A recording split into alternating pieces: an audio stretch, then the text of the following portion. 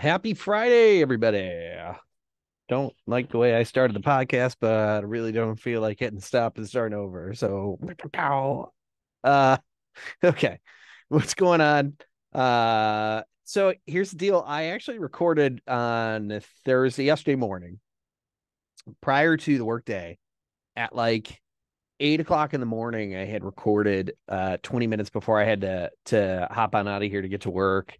And I just didn't feel like the time that I had recorded was enough time to really warrant the drama and the storylines that happened this week. Um, I wanted to go through standings. I wanted to go through last week's results. I wanted to go through the playoff picture as it stands right now. I wanted to talk about redraft stuff. There was a lot that I wanted to go over. We did not have anyone volunteer to be a guest again this week, so I am disappointed that that's not the case. However, here we are. Um, Maybe let's start with mailbag because I want to get this out of the way quick so we can get to the real issues, right? I want to get to the real things that are going on here. Um, and right now, that is just not the case. So, we do have a mailbag question from a listener of the show, not a league member, from a listener of the show, from a Mr. Andy Jensen. I think I'm pronouncing that correct. He says, "Dear respected commissioner, what is it like managing multiple teams in one league? Is it exhausting? Right now, your two teams combined still have fewer wins than the first and second place teams. Are you doing something wrong?" Thank you for your question. I'm only moderately insulted that this is coming from Mr. Jensen. I'd like to remind everybody that listeners of the show are encouraged to send in fan mail, not mailbag questions. But given that we didn't have any else this week, I figure I will go ahead and answer.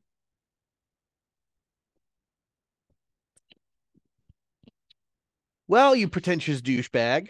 Um, Carlos is a real boy. I don't know how else to put it.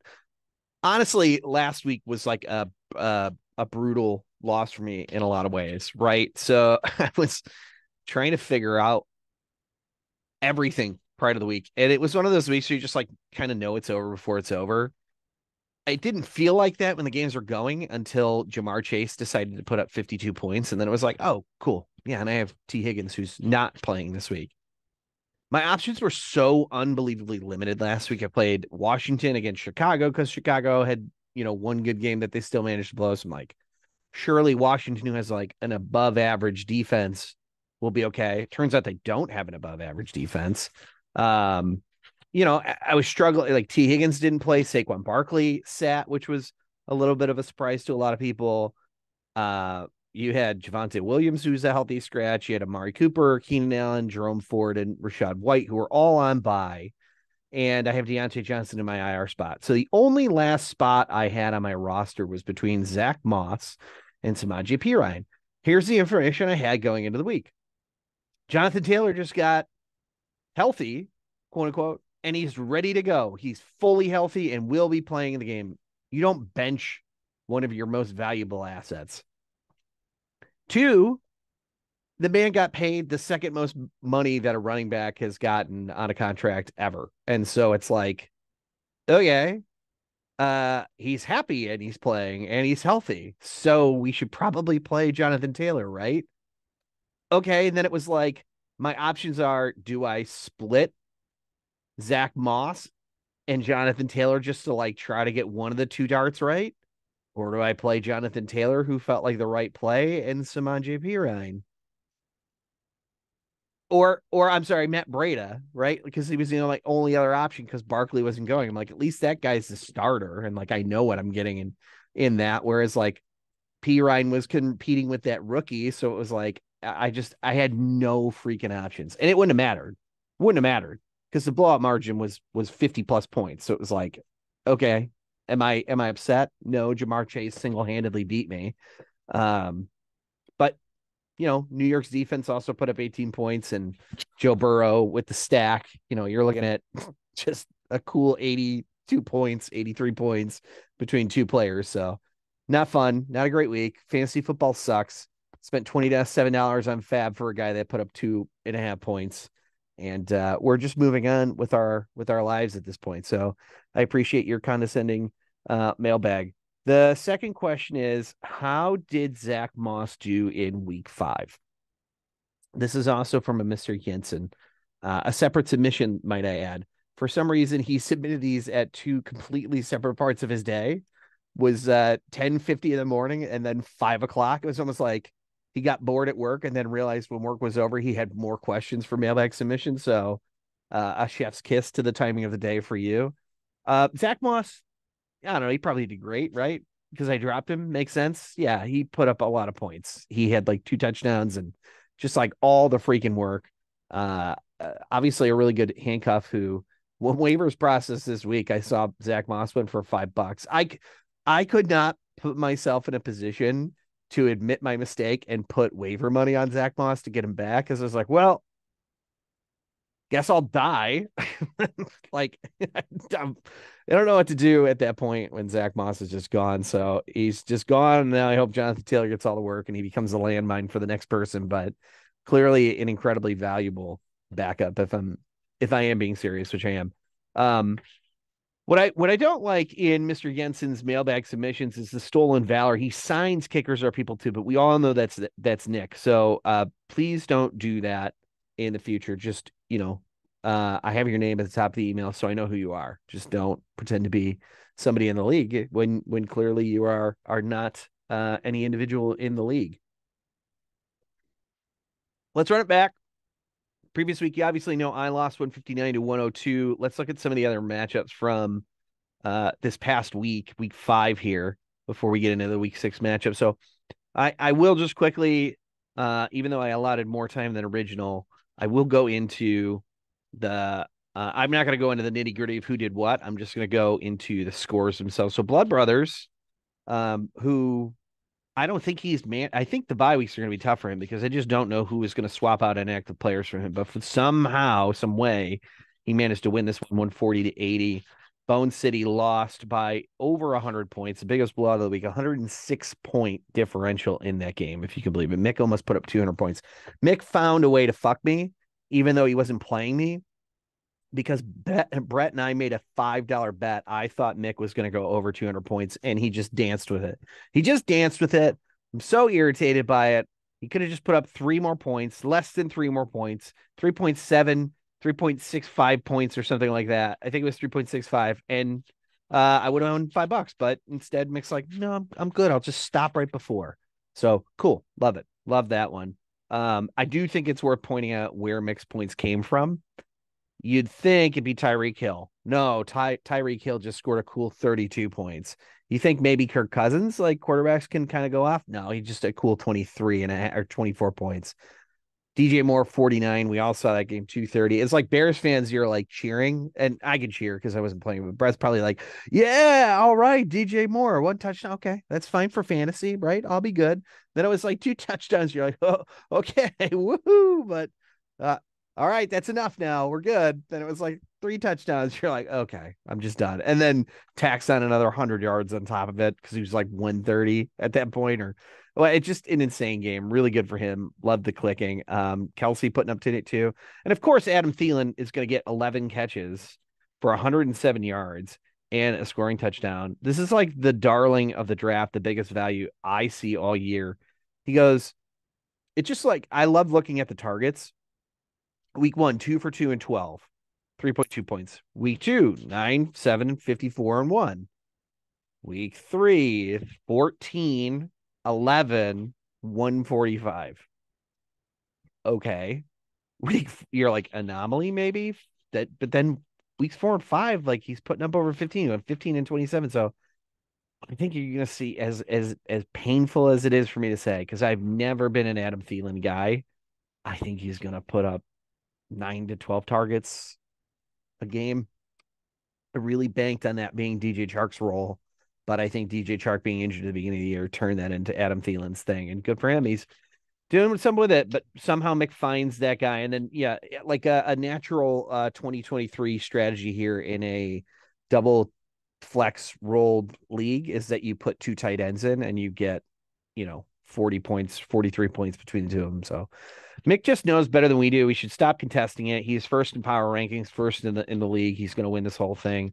And might I remind you, he drafted 5 tight ends at the beginning of the year, and last week asked for step-by-step instructions on how to claim guys off waivers. So that's the man that is currently in first place in this league, just so you are all aware of what we're up against.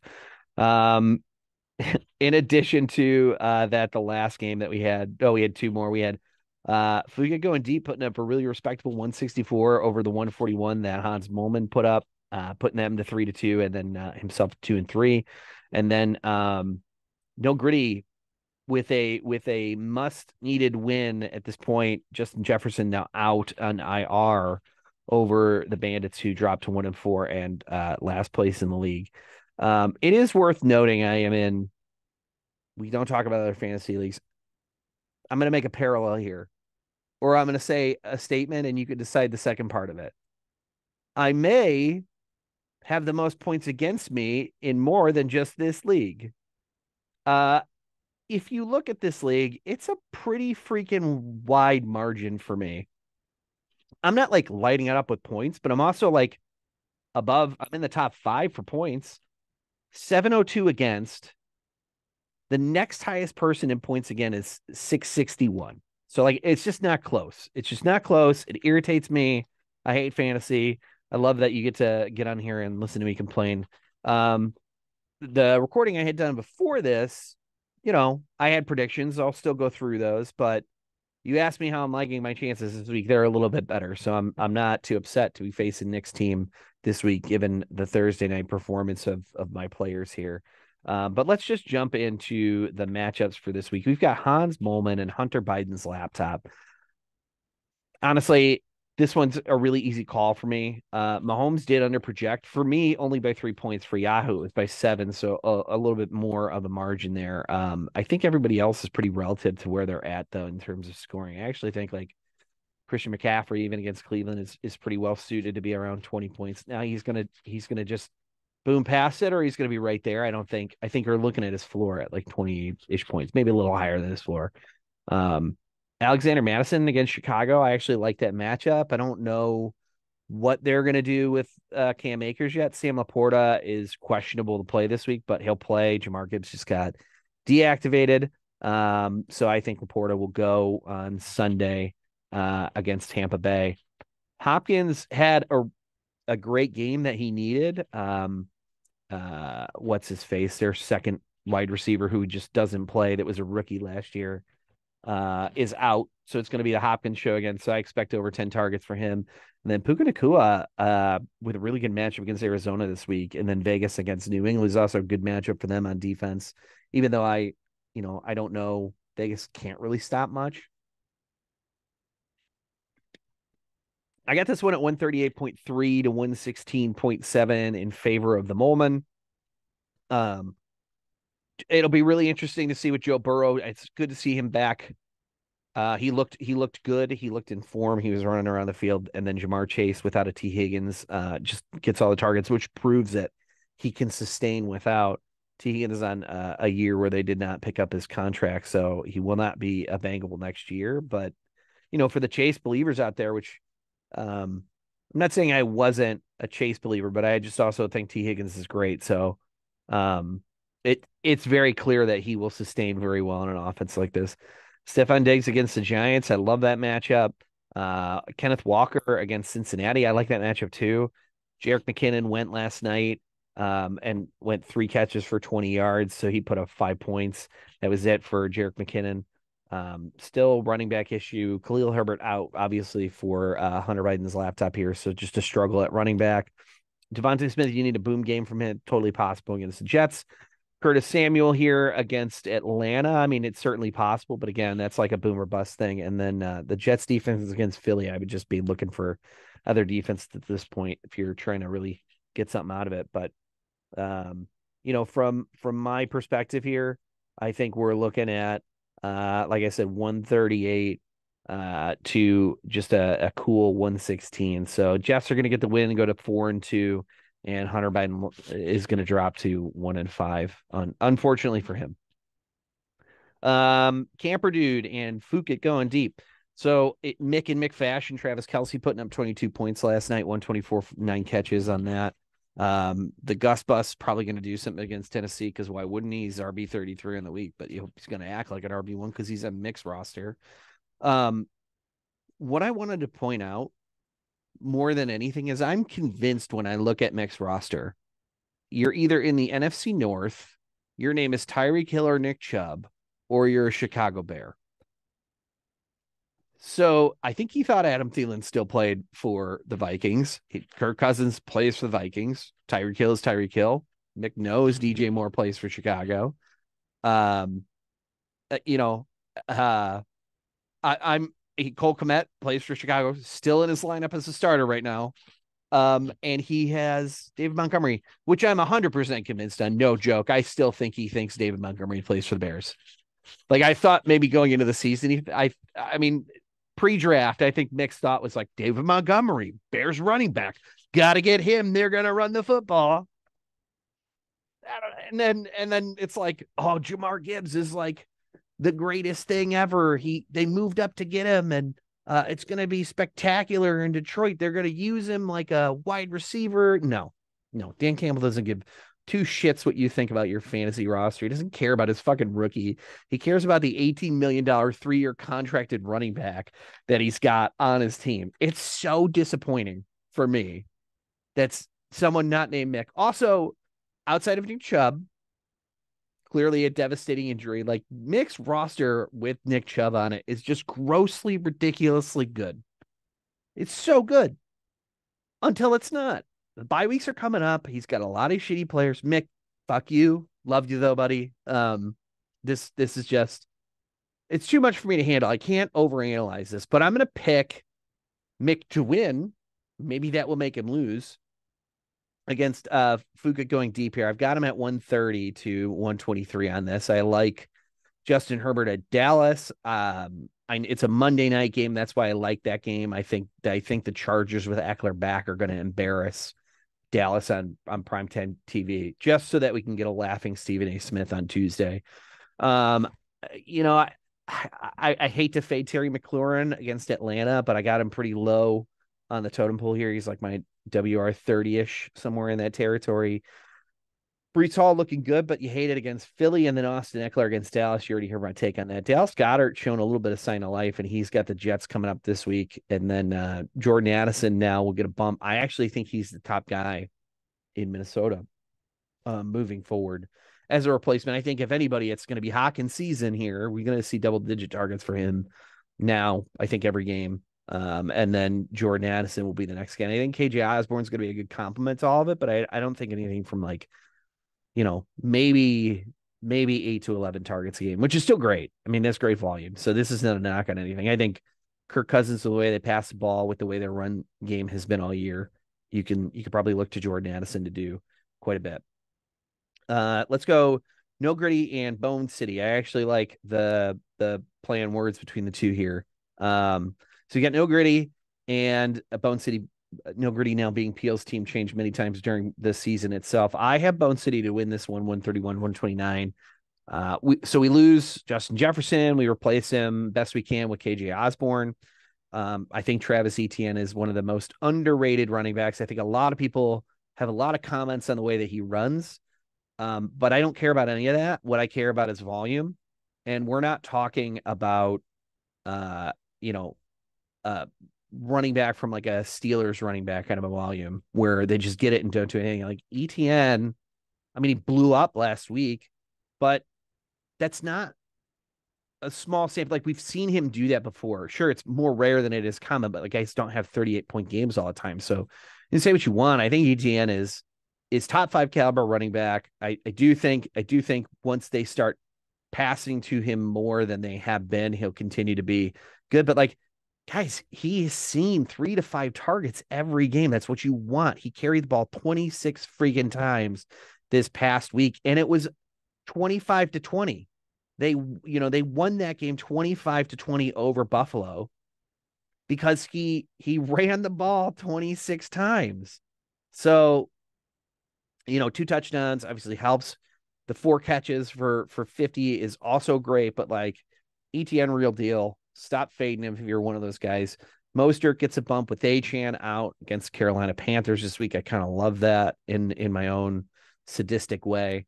I love when people are like, Mostert's old. And then we saw what Cordell Patterson did last year for the first half and the year before that. Another guy that was on mixed team, naturally.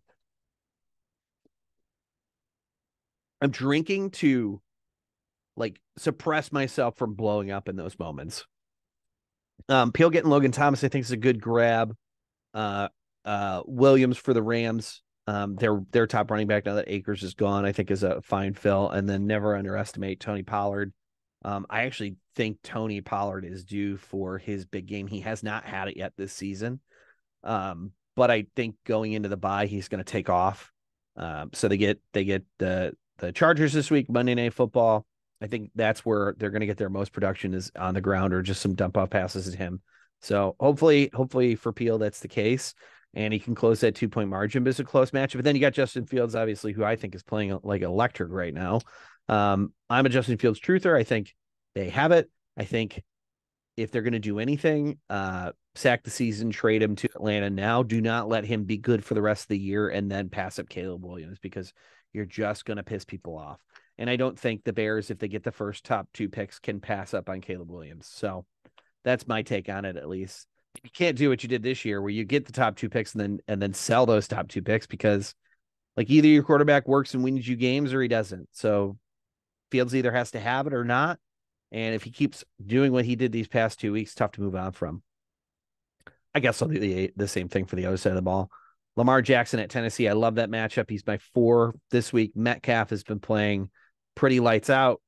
Nico Collins, I think, is a sneaky good play this week against New Orleans. Don't love DeAndre Swift against the Jets.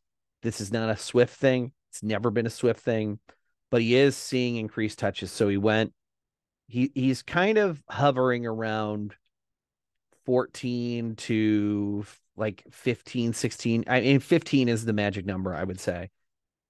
Week 2 against Minnesota was a total outlier. That was the week he had like a 30 touches. And then he came back down. I think he's a 15 and 15 or somewhere around there. But man, he does look good every time he touches the ball. I just think this is a coaching thing where they can't get out of their own way and let this guy just be the guy. But I also actually do understand this one with his history of injury. I think they're letting him be special for the limited plays that they can give him. I just hate to say I'd also like to see Rashad Penny get into the mix over Kenneth Gainwell at this point because like Gainwell's not the dude. Can we just see what Penny has in the tank, please? As a compliment to Swift, because I do think they're 2 different kinds of runners. So neither here nor there. Dameon Pierce, biggest drop off for me this year between last year to this year. Dameon Pierce is just like getting a lot of the volume. So I love that, but I don't love that he's not getting any passing work. Really, he's like 2 or 3 targets a game and just not doing much with it. He hasn't topped 30 yards in the receiving game. So CeeDee Lamb, I have pretty high up here. He's a 7. Like I said, Dallas either going to get behind and have to throw it a bunch, and it's either going to be dump off Pollard or big passes to CeeDee Lamb. And then Devontae Adams just does not look like he's lost a step at all. This past game was a total anomaly. They won 17-13, so they just didn't need to put the ball up much. He saw 4 targets for 45, and if you watch him, he was great. 3 touchdowns in the year. You want to get more, it's going to happen. But like I said, give me Brett in this one by 2 points, and we'll call it a day with that one. That's one of the better matchups that's coming up this week is those 2. Let's do Pontiac Bandits and Blood Brothers here. So we got the complacent owner who doesn't even know this podcast exists, so shame on you. He is going up against Ryan. Ryan already saw Jerry Jeudy just get 4.4 points, so that trade is not looking super great for Ryan. Porta blew up. It just what sucks for me, man. Like I feel you. I hope you hear this in some capacity, but like the thing that kills me, so there should be a Denver Broncos somewhere that's doing pretty okay, and we're not getting that from any Bronco like at all. So Broncos country is not riding right now. Jerry Jeudy is probably going to be traded before the end of the year. So that you just hold out hope for that. Really, just hold out hope. that they're going to do that. T-Law against Indianapolis, I think it's a great spot for him. Great spot. I think he's only climbing the QB rankings from here on out. Cooper Kupp is like already back in my top 5, especially against Arizona. He's up there. We'll see better days for Joe Mixon. He went the perplexing thing about Joe Mixon. Okay, so I'm going to read you this stat line. Let me give you the points for Joe Mixon in week 5 against Arizona, where they won 34-20, which is a 14-point game. So you think, put it on the ground quite a bit. His fantasy points for the day were 13.4. Now, that's not bad. It is like RB2 numbers. It's not bad, but Joe Mixon should be getting all the work. Wait until you hear this next part. He carried the ball 25 times. He went 81 yards, and he caught 4 passes for 13 yards.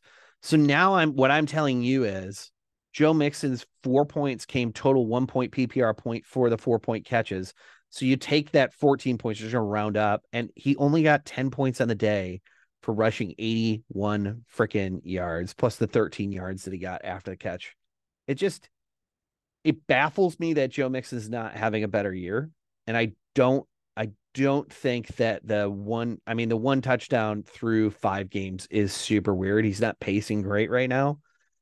Has to change. It has to change. I think you're going to see it this week against Seattle. Can't put my name on that endorsement, but I really hope for you that it does. If anything, though, he does feel like a player that is primed to pop. So I think it can happen this week.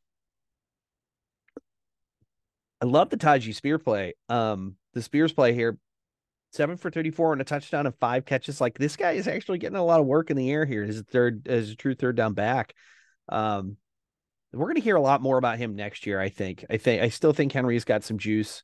I think Taji's going to be something, but what you're hoping for in this spot is, you're dealing with buys and injuries right now. You got Najee on bye and Jalen Warren on bye too. So it's like, what are your other options? You're just as banged up as I am. Zay Jones out, Deshaun Watson, Roshan Johnson is out this week. So I think you're in a tough spot. By the way, you can still trade, Ryan. You don't have to just hang on to all your injured guys. There's guys that are 4-1 that would like to pick apart your carcass at this point. Mark Andrews, fantastic. Jacoby Myers, I think, is actually playing pretty well this year. Good to see Emma St. Brown. I'm on St. Brown back here. And a total kudos to Ryan putting in his flex spot the later game. He's got Cooper Kupp going at the same time at 325, so you can flip either one of those around, but like, kudos for doing that. On the other side of the ball for Blood Brothers, we've got Josh Allen, we've got Drake London, we've got Marquise Brown, we've got Bijan, we've got Josh Jacobs, we've got Kittle and Cooks and Dotson and Buffalo. Let's go reverse. Buffalo, #1 defense this week against the Giants. Dotson against Atlanta. Just love the spot. Hate what they're doing with Dotson this year. Man, upsetting. He looked so good at the tail end of last year, and flashes during, some of the regular season prior to the last couple of weeks. He looked good. I don't know. He's one of those guys that's tough to pick. Like, I have him in the 40s for wide receivers this week. They don't do enough with him. And then Brandon Cooks is kind of the same thing for me. Kittle always threatening to pop off. Your Iowa boy, Josh Jacobs, I think, is finally returned to form. Bijan is Bijan. He's a generational talent. We know that. I probably say it every week. So I don't really have much more to say on Bijan Robinson. Arthur Smith is going to put that ball in his hands quite a bit. Surprisingly, though, we have not seen a fed Bijan this year. He's not gotten 20 or more carries in a single game. And he has no rushing touchdowns. He's got 2 receiving touchdowns, but no rushing touchdowns. Doesn't matter. He's got 2 games over 100 yards off of less carries than that. One was 14 for 105. One was 19 for 124. I do think his next 3-week stint here against Washington, Tampa, and Tennessee will be okay. Tampa plays defense pretty tough against the run and the pass. They're going to be just fine. I think Bijan's in a good spot. So Marquise Brown, interesting situation too, right? As of this morning, total news to me that he's battling with illness, may not be these guys typically play when they're sick like that. But he's starting to see double-digit targets, 2 consistent games with 10 or more targets. The inconsistent thing that I don't like about Marquise Brown is he 70% less catch rate. So 70% or less is his catch rate. It's 4 for 61 and a touchdown last week, which kept him in contention with 16 points. The previous week, he went 7 for 96 and no touchdowns and 16.6. So just you want 8 if you're going to get 10. You want 2 uncatchable balls in that. We'll see. Marquise Brown, I think, is a very serviceable low-end WR2. Drake London, my biggest tragedy story of the year, is actually shaped out to be a lot better than I thought he would be.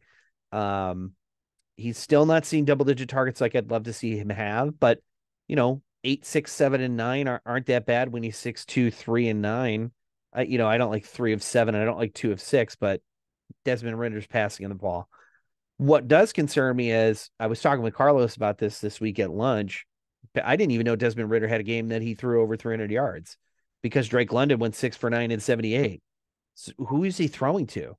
Like, I want to know what's going on. Bijan caught some stuff, but it wasn't like explosive. So like, what am I missing in this game? Desmond Ridder just throwing the ball around that much where he's getting like everybody 70 yards and that's it. They won that game 21-19 and he threw for over 300 yards too against Houston. So confusing to me. Arthur Smith finds a way to win these ball games, and I can say no more about it. The line I've got is Pontiac Bandits. I'm gifting you this win, 127-118, which in reality, Zach, that means you're going to win this game because my predictions have been dog shit this year. To your favorite matchup of the week, we've got kickers are people too. So myself versus Nick. Now I've got 2 guys that already went. I rolled the dice last week. I couldn't do it this week. I wanted to play Jonathan Taylor and Saquon Barkley. I just don't know if I could trust Jonathan Taylor quite yet. That line you just heard will be the one that bites me in the ass. I played Pacheco, and I'm happy I did it. Even if I lose this week, I'm not going to regret that decision. Even if Jonathan Taylor goes off for 40, I'm not going to regret that decision. Here's why. He did exactly what I needed him to do, which is get 15.8 points. I have him projected at 15.92. He hit 15.8, a little under, big deal, 0.12, not a huge deal. Kansas City defense, on the other hand, 4 sacks, 2 picks, only letting up 7 points in that game. 8 points in that game, put me at 14 for the D. So doubling the projection for that by something that we would be happy with. So I'm at more of an advantage going into this week. I hit the line at 139-122 already, so I'm feeling a lot more comfortable. Knock on wood. Praise Jesus, praise Allah, praise whatever. I'll do whatever I can to get a fantasy with the football gods. Please gift me something. I need this, please. This is all I care about. I got Jalen Hurts at number 3 this week. I got Calvin Ridley at 12, Keenan Allen at 5, Kamara at 8. Pacheco was my 14, Hawkinson's my 2, Barkley is my 31 right now because it's tough to rank. I don't even know if he's going to go, and then things change. And I got Rachaad White against Detroit too. So, coming off the bye, I think probably that's a smarter play. Let's go to the other side of the ball. Tua Tagovailoa against Carolina. It's a great matchup for him. He's QB5 this week. Chris Olave is my 15. Jalen Waddle is my 11. Mark my words, this is going to be Jalen Waddle's great game. I just need you to hear it here first so that when it happens, you know that I knew it was going to happen, okay? I just want to put that out there. I don't like having to project Derrick Henry. He has not looked great. Tennessee is a big mess right now. He does it. We always knew he never really got the passing work, even though like sometimes he does weirdly get the passing work. He can handle the passing work. That's not the question. Baltimore's not great to running backs. It's the morning game. They're going at 8:30. It's a weird week for Henry going in. He went 13 for 43 last week, 3 catches for 20. So 9.2 is what he ended up with 19 in the receiving game. So, if you're going to be technical, hey, why did you say that? Why didn't you say 0.1? There you have it. Just like that. That's how you would ask. I just 13 for 43, like against the Colts. Come on, dude. Gotta do better than that. Like week 4 was a great week, but then it's just couldn't get a lot going on the ground. If you watched that game, which I did not have the luxury to just keep my eyes on Derrick Henry running the ball, Tachi Spears just saw a bigger role in this offense, and I think that's going to keep growing as they realize that Derrick Henry is moving into his twilight of his very seasoned career. And Derrick Henry's a guy I've always been high on. He was one of those guys that I remember battling with Peel waiver wire when we both thought that Derrick Henry would finally take over the job in Tennessee, and we were both a year too early on him, and then someone else got it, and I just was so like, yep, of course that would happen, right, dude? So, I think I skipped Kamara. I said we'll come back. So Derrick Henry, James Cook, I think is a fine play, especially against the Giants. They suck. Evan Ingram is like the pillar of consistency at tight end. I don't care where you're going to put him at. They got him at tight end 4 for the week. And I think that's great. Like 9, 11, 13, 12. And then this past week, he went 8 targets, only 4 catches for 30 yards, so 6.8. But like the tight end landscape sucks. He has no touchdowns on the year. Apparently you can do some stuff at the tight end position against New Orleans. So I like it. I actually think he gets his first touchdown this upcoming week. Of course, I'm going to predict that against myself. I don't know what to make of the Mike Evans news. He tweaked his hamstring in week 4. He sat at week 5. Or everybody did, obviously, because they were on bye. But sounds like he's practiced throughout the week, and he was non-participant Wednesday, limited Thursday, and then he took every rep on Friday. So like, I guess he's going to be good to go. They say he's going to be on a normal snap count, and Detroit's secondary kind of sucks. So I wouldn't be surprised to see if he just pops off in this game. I don't want to keep predicting that guys are going to pop off against me. Nobody likes when you're popped off on, right? And I know what that sounds like. I know that's why I said it. I don't want to be popped off on. Jalen Hurts rushing touchdowns going to happen. Calvin Ridley, I think on this is all my side of the ball too. Calvin Ridley, I think against Indianapolis, I think he's going to continue to show that he is the alpha now that Trevor Lawrence has turned his ship around here. I'd like to see more targets come his way, less go Christian Kirk's way. But even a split 7 or 8 per person is fine, because Keenan Allen proved to be a guy that I didn't think that he was going to be, which, like, Keenan, I know you're a listener of the podcast, dude. I have all my faith in the world in you. Please do another 18 catches for 215. And then if you could throw on the touchdowns that you had against Tennessee and get to them, that'd be ideal. We'd love to see that here on the menace. Alvin Kamara, if you're watching him, yeah, he looks like he lost a step. I admit it. Volume's there. The passing work was there the week before. So, if we're splitting that out, I'll take 7 freaking catches and 15 rushing attempts in a game. Yeah, we could do that. I'll look 22 looks for you. Would be great. There's no competition there. Jamal Williams still on IR. So it is going to be an Alvin Kamara run backfield this week. And I like the matchup quite a bit against Houston. Pacheco, we already know, went 15-8. TJ Hawkinson is very interesting, especially Chicago. They're not great on defense. Yes, we all know that. We watch that week in and week out. He's already hovering around 10 targets. It's like 8 to 9 targets a game. He had 1 double-digit game. Without Justin Jefferson there, and with the matchups coming up, I really like Hawkinson over this 4-game stretch here. I don't like San Francisco, but give me Chicago. Give me Green Bay. Give me Atlanta. I think Hawkinson's going to have a great couple of games here until Justin Jefferson gets right. And I do think JJ is going to come back sometime this season. Man, if Barkley plays, like, you play him. If he doesn't, then I don't know what to do with him. I hate that he's been sitting out as long as he has over an ankle injury, but I do want him to just be right when he gets back. So We'll figure it out. Our bye weeks are done on the Menace. We're gonna be able to slot someone else in there. I can't play Amari Cooper this week, but I'm gonna roll the dice, Jonathan Taylor at that point. Like you bet your ass, I'm putting Jonathan Taylor in if I can't play Barkley. So, um, Rashad White talked about it, like the matchup against Detroit. He's a good pass catching back too. He'll get some work, and then already potted off here on KC. That's the week 6 matchups. Let me just get the good lucks out of the way right now for everybody. Go fuck yourselves if you're not me. Right. I'm back to being old salty commish here. When I'm winning, I'll pretend to be like very diplomatic about it. But for right now, I hope you all, your guys get stuck in traffic on the way to the football game and they get 0 points each and every one of them, except for my guys. Let's run through the projected standings here, given the new records that we have. So I'm going to go from the bottom to the top. These are my 4 guys that I have fallen outside the playoffs right now. I've got the Bandits at 5-9 on the season. They're 1-4 right now. It's a steep hill to climb now that you're a quarter of the way through and threatening the second quarter to be done with relatively soon here.